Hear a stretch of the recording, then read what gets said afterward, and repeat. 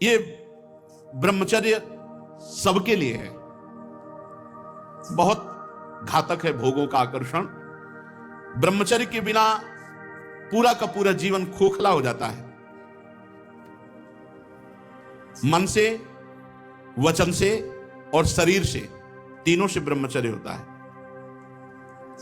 मन का ब्रह्मचर्य, विषयों का चिंतन ना करना, यहीं से नाश प्रारंभ होता है, पतन यहीं से होता है। ध्यायतो विषयान पुंसान संगास्तेषु उपजायते, संगात संजायते कामः, कामः क्रोधो विजायते, क्रोधात् भवति सम्मोहा, सम्मोहात् स्मृति विभ्रमा, स्मृति भ्रंशात् बुद्धिनाशो, बुद्धिनाशात् प्रणश्यति। सबसे पहला पतन जो होता है वो विषयों का चिंतन होता है। ध्यायतो विषयान पुंसान, जब हम भोगों का चिंतन करते हैं तो हमें भोगों की आसक्ति प्रकट होती, फिर संग करने का मन होता है। संगास्तेषु उपजायते, जब हम विषयों का चिंतन करते हैं तो विषयों का संग करने का, विषय भोगने की इच्छा प्रकट होती। जहां विषय भोगने की इच्छा प्रकट हुई, काम राज्य हृदय में छा गया। संगात संजायते कामा, और कामना जब बढ़ी तो सब मूढ़ता छा जाती है, स्मृति नष्ट हो जाती है। हम कौन है, हमारा क्या कर्तव्य, हम क्या कर रहे हैं। सच्ची मानिए बहुत निकृष्ट काम। वचन से हमें कभी भोगों की बातें नहीं करनी और शरीर से हमें कभी भोग क्रिया नहीं करनी। अधर्मयुक्त क्रिया का त्याग, धर्मयुक्त क्रिया की स्वीकृति, ये गृहस्थ धर्म और संपूर्णतया विरक्त धर्म। जो ब्रह्मचर्य रहता है उसे शरीर बल, मनोबल, बुद्धि बल, वचन बल, ये सब जागृत हो जाते हैं। वचन बल जो बोला वही लागू हो गया, जबरदस्ती आपको मानना पड़ेगा। और मनोबल जो संकल्प किया अंदर, वही बाहर क्रिया प्रारंभ हो गई, वही दिखाई देने लगा। देह बल, रात दिन मेहनत करो फिर भी थकान नहीं। आप कुछ समय तक व्यवहार करके देखिए ब्रह्मचर्य का, फिर आपको खुद पता चलेगा कि कितना आनंद प्रदान करता है ब्रह्मचर्य। ब्रह्मचारी को विषय भोग जहर है ऐसा मानना चाहिए। जैसे कितनी भी सुंदर खीर हो और कोई हमारे कान में आकर विश्वसनीय कह दे कि इसमें जहर पड़ा है, तो हम बिल्कुल नहीं खाएंगे। हमारे शास्त्र कह रहे हैं, महर्षि जन कह रहे हैं कि ये विषय भोग जहर है, महान विषय है, ये पूरे जीवन को नष्ट कर देता है। तो ये जब ज्ञान हो तो उसका फल है विरति। जब हमें ज्ञान हो गया तो उससे हमें वैराग्य होना चाहिए, पर नहीं, ये ज्ञान तो है कि भोगों में सुख नहीं है, भोग दुख रूप है, भोग जहर के समान है। कैसा ज्ञान है? वाचिक ज्ञान, उपदेश देने के लिए। लेकिन जब भोग सामने आते हैं तब ये ज्ञान काम नहीं करता। यदि उपासक भोगों से भयभीत हो जाए तो बच जाए, बहादुरी नहीं, भागना पड़ेगा इसमें। एक बार पूज्यपाद सिउड़िया बाबा जी ने स्वप्न देखा। स्वप्न में भी कितने सावधान हैं। भिक्षाम देहि, एक घर में आवाज लगाई, नारायण नारायण। तो एक माई निकली, सुंदर अप्सरा, हीरे जवाहरात से, रत्नों से भरी हुई थाल। आवाज एक घर में लगाई और सैकड़ों घरों से निकल आई और सब एक से एक सुंदर, और चारों तरफ से घेर लिया और मुस्कुराना, हाव भाव प्रकट करना। बाबा भागे और बहुत जोर के भागे और कई किलोमीटर तक भागते रहे। फिर पीछे मुड़ के जब देखा कि कोई नहीं दिखाई दे रहा, तब खड़े होकर सांस ली। जब सांस ले रहे थे तो आंख खुल गई तो नारायण नारायण नारायण। अच्छा हुआ कि स्वप्न में भी भागे। भागने से ही बचोगे, यहां जीतने की चक्कर में मत पड़ना, बहुत धोखा है। ये मन बहुत धोखेबाज है। यदि कोई विषय से ऐसा भय रखे जैसे सांप, बिच्छू या सिंह, कोई सांप आके गले लगना चाहे तो आप क्या करोगे? भागोगे ना। और बाघ देख लो, सिंह देख लो, भागोगे ना। ऐसे ही विषय भोग की इच्छा वाले कोई शरीर तुम्हारे नजदीक आ रहा है और तुम्हें भय नहीं लग रहा है, इसका मतलब है मरना चाहते हो, भ्रष्ट होना चाहते हो, नष्ट होना चाहते हो। सिंह आ रहा तुम्हें भागना नहीं सुनाई दिया, सांप दौड़ रहा है तुम्हारी तरफ, भागना नहीं सुनाई दिया। ऐसे ही भोग तुम्हारी तरफ आ रहा है, तुम भागे नहीं, मरना चाहते हो, मरोगे तुम। कोआ मदांधो मदना तो रोआ। भगवान शंकराचार्य जी से पूछा, को अंधों में बड़ा अंधा कौन है? बोले जिसको काम सता जाए, जो काम से युक्त हो गया, काम से व्याकुल हो गया, वो सबसे बड़ा अंधा है, वो कुछ नहीं समझ पाएगा। आप बड़े मजे से भोग को देखते हैं और भोगते हैं और फिर विचार करें ब्रह्मचर्य असंभव। जैसे जलेबी है, एक बार चख लिया तो जलेबी नाम लेते ही वो कुरकुराहट वो मुंह में आ जाएगा, नहीं आ जाएगा?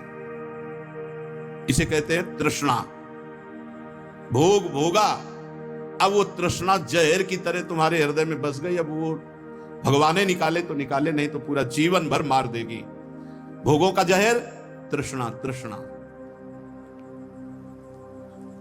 अनंत जन्मों से हम भोगते चले आ रहे हैं, इसलिए हमारी परवशता हो गई है। परवशता, इंद्रिय और भोगों में विवशता, हम हार चुके हैं। लेकिन मोक्ष का रास्ता जितेंद्रियता से जुड़ता है, परवशता से नहीं।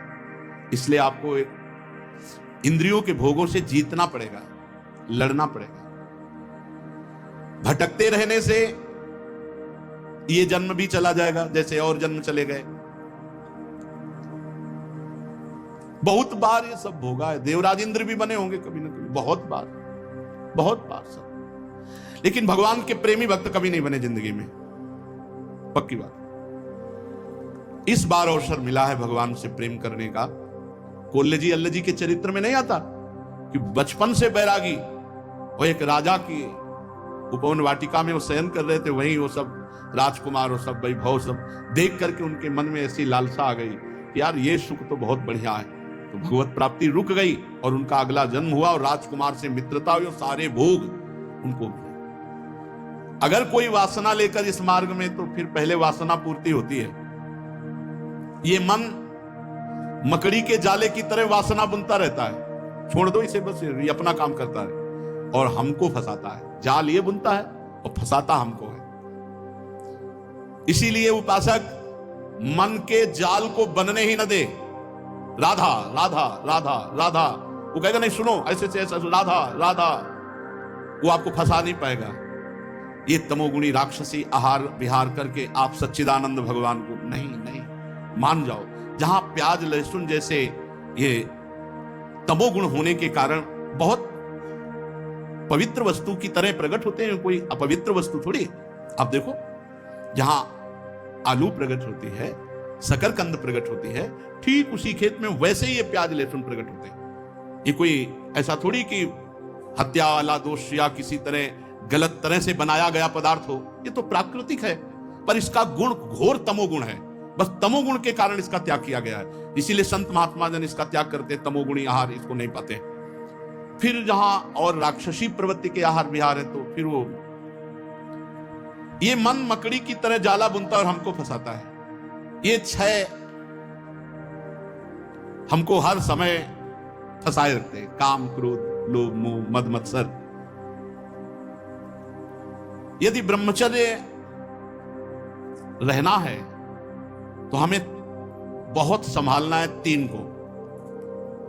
वाणी से हमको कभी भी ब्रह्मचर्यहीनता वाली बातें नहीं करनी। बहुत ये बिल्कुल अनुभव की बात कह रहे हैं, अगर आपको जम जाए तो निकल जाओगे। किसी भी तरह से अश्लील बात, गंदी बात वाणी से नहीं निकालनी। मौन हो जाओ, मत बोलो। बहुत चीजें ऐसी होती हैं जो अनुभव करके बोली जाती हैं। वाणी से आप रोज किसी से कहो झूठी ऐसे, मैं आपके बिना नहीं जी सकता, मैं आपके बिना नहीं जी सकता। एक दिन आपके मन में आ जाएगा मैं आपके बिना नहीं जी सकता। एक दिन आप स्वीकृति स्वयं में कर लेंगे कि मैं आपके बिना नहीं जी सकता। वाणी से बोलते रहो, तुम देख लेना, एक दिन किसी एक से बोलते रहो मैं आपके बिना नहीं जी सकता। फिर दूसरे दिन बोलना मैं आपके, कुछ दिन में मन से आ जाएगा मैं आपके बिना नहीं जी सकता। फिर स्वयं में आ जाएगा मैं आपके बिना नहीं जी सकता। जब हम वाणी से गंदी बातें करते हैं तो तुरंत मन उसका चिंतन करता है और वो उल्लसित हो जाता है। इसलिए वाणी से पहला ब्रह्मचर्य। हमें रसना कटो जो अन्न रटो। अन्न बात जो प्रियालाल से विमुख करने वाली बात, जो कुत्सित बात, विकारें, जो विकार बढ़ाने वाली गंदी बात है, वो हमें नहीं करनी। नियम ले लो, नहीं करनी। आज से नियम ले लेते। जितने लोग कथा सुन रहे हैं, कोई इसमें पैसा लगने की बात नहीं, वाणी से हम गंदी बात, अश्लील बात, गलत बात नहीं बोलेंगे। वाणी का ब्रह्मचर्य, वाणी से गंदी बात नहीं बोलेंगे, अश्लील बात नहीं बोलेंगे, जो भगवत विमुख करने वाली बात है हम नहीं बोलेंगे। नियम ले लो, कोई कसम खाने की बात थोड़ी कर, नियम ले लो। जहां ऐसी बात आवे आप मौन हो जाओ। दूसरी बात, श्रवणेंद्री से हम कभी अश्लील बात नहीं सुनेंगे, गंदी बात नहीं सुनेंगे। बहुत प्रभाव पड़ता है, बहुत प्रभाव पड़ता है। श्रवणेंद्री से जो हम सुनते हैं उसका तत्काल मन पकड़ करके मनन करता है और वो उसी तरफ चल पड़ता है जिस तरफ की बात हम सुनते हैं। और नेत्रेंद्री से जो हम देखते हैं वो बहुत तुरंत प्रभाव पड़ता है। देखो, नेत्रेंद्री से ऐसी कोई ग्रंथ मत पढ़ो, कॉपी, ऐसी पुस्तिका जो ब्रह्मचर्यहीनता वाली है। ऐसे कोई दृश्य मोबाइल से मत देखो जो ब्रह्मचर्यहीनता वाले हैं। ऐसे कोई दृश्य बाहर मत देखो, पशु पक्षी आदि मैथुन करते हुए, ऐसे कभी मत देखो। इसका बहुत बड़ा प्रभाव होता है। अगर इन तीन का संयम कर सको तो आपके ब्रह्मचर्य में बहुत लाभ मिलेगा। पहला वाणी से, दूसरा श्रवणेंद्री से, तीसरा नेत्रेंद्री से। और खास बात यह है कि जिससे हमारा ब्रह्मचर्य नष्ट होता है उससे सानिध्य न देखें। ऐसी कोई क्रिया, ऐसे कोई व्यक्ति का संयोग जो हमारे ब्रह्मचर्य का घात करे, बहुत बहुत सावधान है। पर ये ऐसा दलदल है कि एक बार जो फंस गया भगवान ही निकाल सकते हैं। जिस समय मन अपने स्वरूप में आया वो सब करवा लेगा। बहुत विचित्र है, बहुत विचित्र है, बहुत विचित्र मन का खेल। हमें ऐसा कोई रिश्ता, नाता, कोई संबंध जो हमारे ब्रह्मचर्य को नष्ट कर रहा है, दूरी बनानी चाहिए। और भोजन का ब्रह्मचर्य पर बहुत बड़ा प्रभाव है। यदि आप अधिक मिर्च वाली, घर में ही बना के करें, अधिक मिर्च वाली, अधिक तेल घी वाली ये पदार्थ पाएंगे तो ब्रह्मचर्य स्वाभाविक नष्ट हो जाएगा बिना किसी क्रिया के। ब्रह्मचारी को एक बीमार की तरह भोजन पाना चाहिए। जैसे मूंग की दाल है, घिया की सब्जी, रोटी, बस क्योंकि उसे पावर की जरूरत नहीं है, उसे अधिक पावर की जरूरत नहीं है। स्वयं में सामर्थ्य सुरक्षित है, इसलिए बाहरी पदार्थों से बादाम चबा रहे हैं, काजू चबा रहे हैं, हलवा खा रहे हैं और बहुत प्रकार के मीठा आदि। मीठा तो ब्रह्मचर्य में थोड़ा बस ले ले, इसके बाद अधिक मीठा भी वो जहर का काम करेगा, स्वाभाविक ब्रह्मचर्य को नष्ट कर देगा। जो भोजन कब्जियत बनाती है, अगर ऐसा भोजन पाया जाएगा तो ब्रह्मचर्य अपने आप स्वप्न दोष के रूप में नष्ट हो जाएगा। सात्विक भोजन, पेट साफ, बहुत आवश्यक। हल्का भोजन, कम मात्रा में, पेट उधर, तो बहुत सुंदर आपके भजन की वृत्ति बढ़ेगी। आपका ब्रह्मचर्य बहुत लंबे समय तक आबाद चलेगा। बाजार की वस्तु तो ब्रह्मचारी होकर बाजार की वस्तु तो मुझे समझ में नहीं आता। बाजार की वस्तु तो नहीं खानी चाहिए। बनी हुई, बाजार की वस्तुएं बनी हुई, एक ही चीज को आप गौर से पा करके किसी एक चीज को बाजार की, फिर देखो आपके अंदर स्फुरणा क्या होती है। पहले कैसे हो रही थी, फिर कैसे हो रही। और आप पवित्र भोग लगा के श्री जी को पवा के पा के फिर देखो कैसी स्फुरणा हो रही भजन की। भजन परम पवित्र वस्तु, ऐसे थोड़ी होता तुम जहां तहां अन्न खात सखी कहत आप खात, सकल देव से द्वंद जात रात सर्वस्व वहीं। सेवक जी महाराज जहां तहां अन्न खाते, बाजार का भोजन हो, बोले ब्रह्मचारी जी हैं। नहीं हो पाएगा भाई, ब्रह्मचर्य नहीं हो पाएगा। नाम लिख सकते हो, टाइटल तो बन सकता है, लेकिन सही माने में आपका ब्रह्मचर्य, जब तक आपका आहार शुद्ध, अगर अपने धर्म को सुरक्षित रखना चाहते हो तो बाजार का भोजन। और छोटे छोटे बच्चों में बहुत सी गलतियां ऐसी आ चुकी हैं जो उनके जीवन को नष्ट कर रही हैं। हमें ऐसे कई बच्चे मिले हैं, तो माता पिता को चाहिए कि छोटे बच्चों से भी मित्रता का व्यवहार करें, उनको इतना फ्री करें कि वो आपसे अपनी बात बता सकें और आप उनको सही दिशा दे सकें। नहीं जैसे 13-14 वर्ष के बच्चे हैं और ये गंदी क्रिया कर रहे हैं, इनका जीवन बहुत बुरी तरह नष्ट हो जाएगा। ये गृहस्थी लायक नहीं रहेंगे। विरक्ति तो बहुत बड़ी बात रह गई, ये गृहस्थी लायक नहीं रहेंगे, संतान उत्पन्न करने लायक नहीं रहेंगे। इसलिए माता पिता को चाहिए कि अपने बच्चों से फ्रेंड की तरह, दोस्त की तरह बात करें, उनको इतना उत्साह दें कि उनके अंदर जो गलती है वो पकड़ लें और प्यार से समझा दें। अगर हम बार बार बच्चों को समझाएंगे, नए नए बच्चे अभी गलत मार्ग में जो जा रहे हैं वो सुधर जाएंगे। हमारे सनातन धर्म का लक्षण है ब्रह्मचर्य।